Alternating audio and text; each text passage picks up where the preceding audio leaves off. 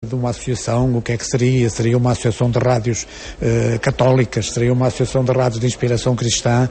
Foi um trabalho interessante, muito interessante mesmo na altura, e que clarificou uma série de situações e pronto, e o livro foi-se fazendo, e sempre com a preocupação de se ir fazendo história, quer no que respeita a rádios locais, quer no que respeita propriamente e também à ARIC, como Associação de Rádios de Inspiração Cristã.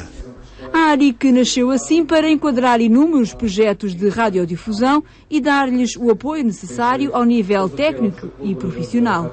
Muitas daquelas pessoas eram entusiastas sem perceberem grandemente da rádio.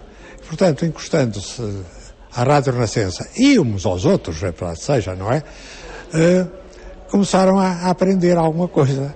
Nós oferecíamos não só ensinamentos técnicos para como é que sabiam de constituir-se do ponto de vista material, como estágios de formação, muitos passaram pela Rádio Renascença, e a possibilidade de até retransmitirem algumas das nossas coisas, nomeadamente os noticiários, que era mais difícil de conceber.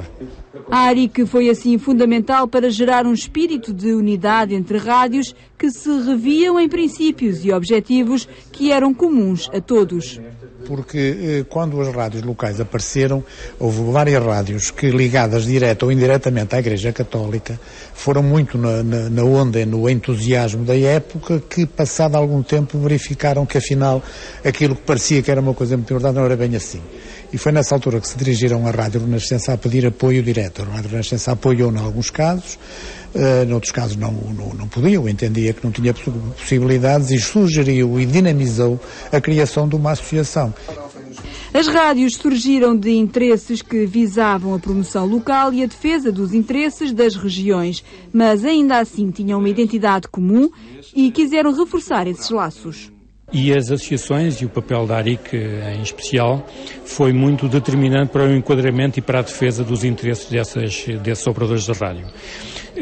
É claro que o movimento de rádios locais evoluiu, as empresas também evoluíram, mas o papel da ARIC tem-se mantido com uma grande determinação, com uma grande inteligência na defesa dos interesses das rádios. Hoje que as situações são diferentes, há um grau de concentração no setor maior, as empresas são empresas de radiodifusão que aspiram genuinamente e legitimamente ao lucro, mas a ARIC tem-se adaptado a esse novo paradigma, a essa evolução, e continua a ser muito importante para a defesa dos interesses dos seus associados. Passaram 2 décadas e hoje a ARIC continua a promover esta identidade cristã e a defender os interesses destas empresas de radiodifusão. São 2 décadas de existência, eu tenho apenas mais uma, portanto quase que cresci acompanhando o movimento das rádios locais e neste caso da Associação de Rádios de Inspiração Cristã. São 2 décadas que as encaro como um amadurecimento constante, um amadurecimento feito de partilhas conjuntas entre os maiores e os mais pequenos. Foi esse o espírito da Associação ao longo destes 20 anos, a ajuda entre associados, a ajuda entre profissionais do setor rádio, e acho que é aí que a ARIC se tem destacado ao longo destes 20 anos, apostando essencialmente na formação profissional, na produção de conteúdos e, acima de tudo, na melhoria da qualidade do produto final das rádios locais em Portugal.